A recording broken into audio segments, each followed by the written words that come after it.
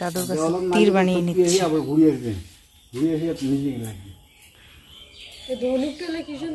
দিছি কয়টা নানাকে থাক তোমার লালাং ভালো পাখি নেই। হ্যাঁ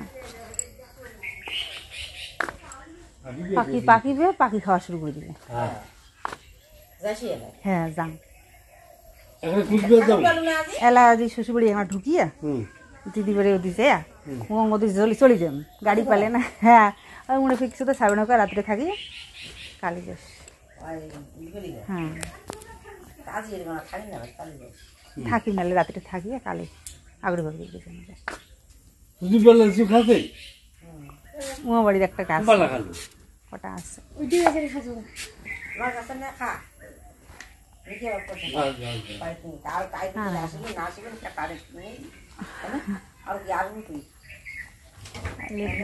ও বাবা আসতে 1.5 মাস না নাকি উপরো তারও কষ্ট করি গেলে ঠাকুরও পাড়াইবে। তো বললামই জেঠু জেঠিমাকে যে লাগবে না লিচু পারতে হবে না, তবুও কিন্তু ওই যে জেঠু জেঠিমা বলছে যে কটা নিয়ে যা গাছের লিচু, এখন কতদিনে আর আসবি না আসবি ততদিনে তো লিচু থাকবে না, কটা খেয়ে যা নিয়ে যা। এই করে এই যে জেঠু লিচু পাড়তে মানে কোটা নিয়ে আসলো, লিচু পাড়ছে। আর এদিকে জেঠু বলছে যে কটা আলু দাও, মা কটা আলু দিতে চাচ্ছিল ছোটো ছোটো আর কি ভাজা খাওয়ার জন্য। তো তাই শুনে জেঠু বলছে যে আমাদেরই কটা ভালো ভালো নিয়ে যা আর কি, ভালো আছে একটু বড় বড় আছে। তো আমি বললাম লাগবে না। তারপরে ওই যে জেঠিমা আলু বের করছে বলে নিয়ে যা কটা। তো ওখানটায় তো কিনে খাই আমি, এখানটায় তো কেনে না, এই জন্য আর কি সবাই আসলে পরে এই যে না করলেও টুকটাক সবজি আলু টালু ওগুলো দেয় আমাকে। তো জেঠিমা যে আলু বের করতে গেল, আর দেখো এখানটায় লিচু পাড়ছে কি সুন্দর করে আমার ছেলে ভাগ্নি ওরা তুলছে। তো এখন সময় বিকেল হয়ে গেছে, তো আমরা রেডি হয়েছি, মা দিকে কাজটা সারছে, সেরে ফ্রি হয়ে যে বাইরে বেরোলো। তো দিচ্ছে বাবা, ওদিকে আবার বলছে যে সবজি নিয়ে আসি একটু দাঁড়া। আমার টোটো ওইদিকে চলে এসছে, বাবা বলছে যে একটু দাঁড়া আমি এক্ষুনি আসবো বলে এই যে গেছে ওখানটায় মিষ্টি কুমড়ো আর কি ডগা টগা আনবে মনে হয়, সেইগুলোর জন্য আর কি গেছে। আর সেদিনকে দিদি এসেছিলো, এসে বলে এই চাপা ফুলের ডাল নিতে চেয়েছিল, নিতে পারেনি, নিয়ে যায়নি আর কি। তো সেই কারণে আজকে এই যে মা বলছিল, তো এই যে জেঠু এখন হচ্ছে পেরে দিচ্ছে, ডাল কেটে দিচ্ছে। চাপা ফুলের গন্ধটা খুব ভালো লাগে, তাই না বলো বন্ধুরা? বাড়িতে যদি একটা থাকে আশেপাশে খুব সুন্দর কিন্তু সেন্ট বেরোয়, সেই জন্য বেশি ভালো লাগে চাপা ফুলটাকে। এর ডালগুলো খুব মটকা হয়, টানতে গেলে ভেঙে যাবে, তো সেই কারণে জেঠু ওই যে কেটে দিলেন। তো চলো, থেকে গাড়ি কিন্তু দাঁড়িয়ে আছে আমাদের, আর বাবা আসবে, এখনই আসবে, আর একটু অপেক্ষা করছি। আর এই যে লিচু টিচু সবজি টবজি সব এখানে গাড়িতে তুলে দেওয়া হয়ে গেছে। গাড়িতে বললে মরে না, বুঝছিস? এখানে আসছে ভর্তি একটা কুড়ি গাড়ি দিয়ে বাঁধে দেয়, ছাগলে নড়াইবি, ছাগলের জন্য নড়াই লেবুর মরবি। যেটু ওই যে ফুলের চারা দিয়ে দিল, ফুলের ডাল চাপা ফুলের, দিদি বলে সেদিন নিতে চাইছিল। লিচু দিয়ে দিল, এই যে আমার ছেলে লুচি লিচি না নাগে। বাবা আবার এদিকে যে শাক নিয়ে এসছে, কুমড়ো শাক, কুমড়ো আর কাঁকরোল।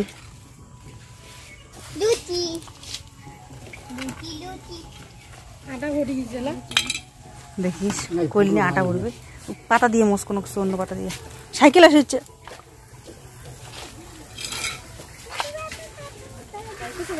হ্যাঁ ও দক্ষিণে নাকি। তো এই যে বাবা নিয়ে এসছে মিষ্টি কুমড়োর শাক, আর হচ্ছে মিষ্টি কুমড়ো আর কাঁকরোল, ওগুলো সব এখন ব্যাগের মধ্যে ঢুকিয়ে চলো যাওয়া যাক। অনেকক্ষণ দাঁড় করিয়ে রেখেছি দাদাটাকে, দাদাটা খুব ভালো, মানে অনেক ধৈর্য আর কি, ধৈর্য নিয়ে থাকে। অন্য কেউ চলো চলো কতক্ষণ এরকম করতে, হয়তো একটা কিছু বলে না, চুপচাপ মোবাইল নিয়ে টাইম পাস করছিল একটুখানি। তারপরে এখন যাব, দাম নিয়েও খুব একটা এসে করে না, সেই জন্য কিন্তু একদম মানে ন্যায্য যেটা সেটাই নেয়। সেই কারণে এই দাদাটাকে সবসময় আমি ডাকি। আমাদের বাড়ি এখানেই আশেপাশেই নাকি বাড়ি আর কি, আমি কিন্তু সেভাবে চিনি না, যেহেতু ওদের ওইদিক ওই পাড়াটাতে কি সেরকম ঘোরাঘুরি কোনোদিন করিনি, যাইনি। আর নিজের এইটুকু জায়গাতেই আর কি খেলেছি দুলেছি, একটু দূরে দূরে যাদের বাড়ি আমি ঠিকঠাক চিনি না আর কি। তো যাই হোক, চলো এবারে যাওয়া যাক। যাবো এখন শ্বশুরবাড়ি, শ্বশুরবাড়ি দিয়ে তারপরে দেখা যাক কোথায় থেকে কোথায় যাই, কী করি, সমস্তটাই তোমাদের সঙ্গে শেয়ার করব, দেখতে থাকবো। মিতাংশ পাপা অনেকটা ভেজাল করার পর ঘুমিয়েছে, মানে অনেকক্ষণ থেকে ঘুম পাড়ানোর চেষ্টা করা হচ্ছিল ওকে, তারপর ঘুমিয়েছে। তাই আসার সময় আর ওর ঘুমটা ডিস্টার্ব করলাম না, ডাকলাম না, অমনি করেই চলে আসলাম। তো চলো, রাস্তায় এখন লিচু খেতে খেতে আমরা যাব। কিছু লিচু হচ্ছে দিল বাড়ি থেকে, আর জেঠু যেটা দিল সেটা এখন আমরা খেতে খেতে চলে আসলাম শ্বশুরবাড়ি। এখান থেকে ও মা অন্নপ্রাশন কালকে জানি না। যাই হোক, ভালো থেকো। কি নাম যো? মাহি। Mahi bye bye. বসিয়ে না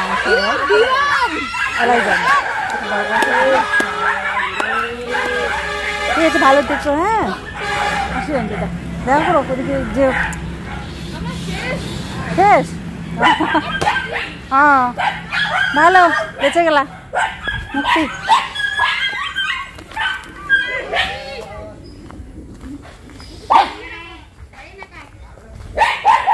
রে কুকুরে অত্যাচার, কুকুরে অত্যাচার করে।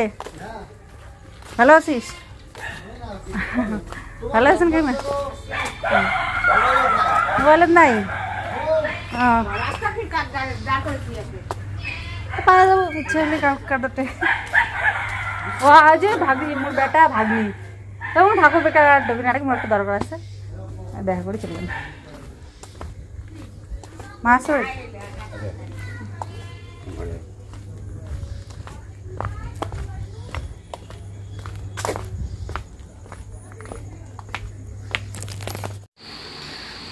তো বাড়িতে ঢুকলাম, ঢুকে দেখি মা শুয়ে আছে, বাবার সঙ্গে তো দেখা হয়ে গেল ঢোকার সময়ই।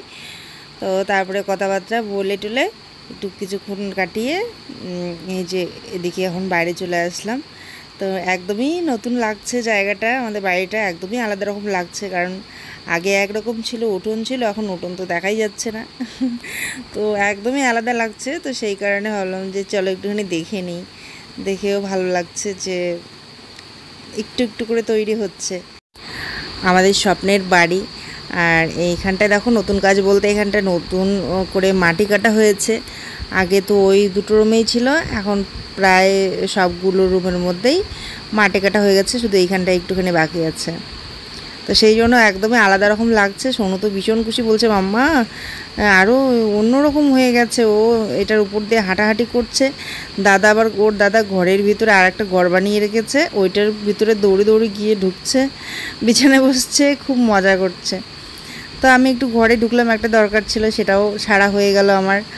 তো চলো এবারে বাইরে যাওয়া যাক, একটুখানি আয়ুষ সোনার সঙ্গে দেখা করবো, তারপরে যাবো।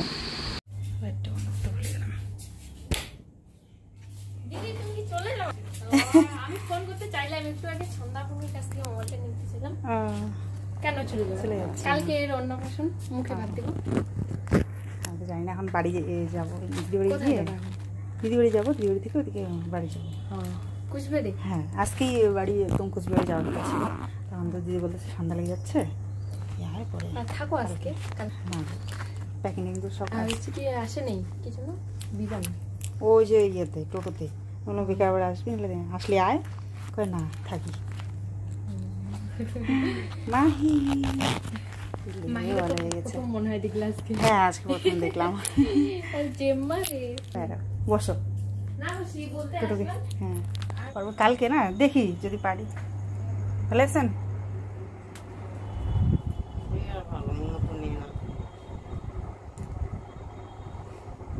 সেন্টার বন্ধ না খোলা?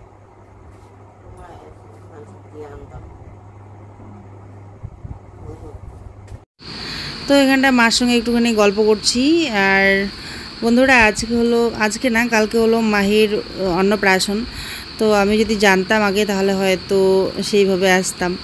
আর যেহেতু আমি মানে অন্যরকম মানে প্যাকিং করে এত ব্যাগ ট্যাগ নিয়ে একদম বেরিয়ে পড়েছি।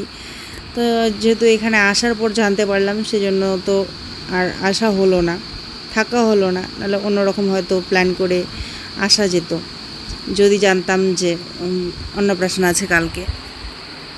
কিন্তু আমি তো জানি না, এখানে আসার পর আমি জানতে পারলাম। তো সেই জন্য আর কি আমি একদম প্যাকিং করে বাড়ি যাওয়ার জন্য রেডি হয়ে এসেছি। মাঝপথে আবার ভাগ্নি আছে, ওর টিউশন আছে, ওকে তো আর মাঝপথে একা ছেড়ে দিতে পারি না যে তুই যা আর আমি থাকি, আমার অন্নপ্রাশন আছে, এটাও করতে পারছি না। এই দেখো বাবার ঘরটা, এই ঘরের মধ্যে সোনু দেখো কিছুক্ষণ বসেছিল গাড়িতে, তারপরে আর থাকতে না পেরে ছুটে চলে এসছে। আর ঘরটা দেখে তো পাগল হয়ে গেছে, যে ঘরে এই যে মাটি টাটি কাটা হয়েছে দেখে ও খুব খুশি। আর তারপর ছুটে গেল আয়ুষের কাছে, আয়ুষ করে আমিও গেলাম আয়ুষকে একটু দেখতে, গিয়ে দেখি ও বাড়িতে নেই, টিউশনে না কোথায় গেছে। তো সেই কারণে ওর সঙ্গে দেখা হলো না। তো যাই হোক, প্রিয়ার সঙ্গে একটু কথাবার্তা বলে, আর এই যে মাহির মা আমার যা, ও বললো যে দিদি কালকে এসো, আর নাহলে থাকো। আমি বলছি না, ওর থাকা যাবে না, ভাগ্নিকে ওখানে রেখেছি, ওকে বাড়ি পৌঁছে দিতে হবে, ওর টিউশন আছে, আর বাড়ি চলে যাব সেই প্ল্যান করে আমি বেরিয়েছি। তো সেই কারণে দেখি যদি কালকে পারি তাহলে আসবো, সম্ভব হলে আসবো, এইটাই আর কি বললাম। তো আমিও একটুখানি দেখে নিচ্ছি বাড়িটায়, দেখো কি সুন্দর লাগছে, একদম অন্যরকম লাগছে।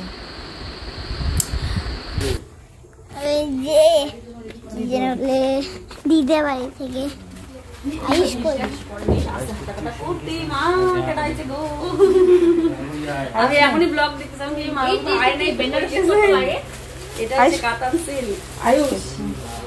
তো প্রিয়াদের ঘরে কিছুক্ষণ কাটানোর পর চলে আসলাম, বেশিক্ষণ থাকতে পারবো না, যেহেতু ভাগ্নিকে গাড়িতে বসিয়ে মানে টোটোতেই বসেছিল ভাগ্নি।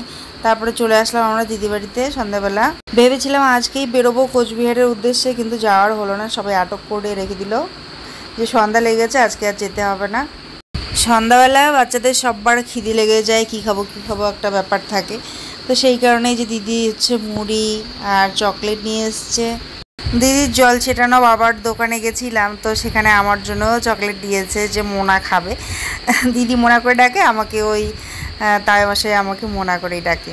তো আমি সববার মোনা, তাই আর কি বলি, সবাই মোনা করেই আমাকে ডাকে, এখনও ভীষণ ভালো লাগে। দাদারা, দিদিরা, বোনেরা, মামি, তাইমশাই আরও অনেকেই আছে, এখনও আমাকে মোনা করেই ডাকে, সেই ছোট্ট মোনাই রয়ে গেলাম এখনও পর্যন্ত তাদের কাছে। সন্ধ্যাবেলা এই যে আমাদের টিফিন চলছে, আর এইখানটায় এই যে ম্যাগিও বানিয়ে নিয়েছে ভাগ্নিরা, তো ম্যাগি খাচ্ছি। তারপর রাত্রে খাবারটা খেয়ে শুয়ে পড়বো। আজকে তাহলে আসছি বন্ধুরা, সবাই খুব ভালো থাকবে, সুস্থ থাকবে।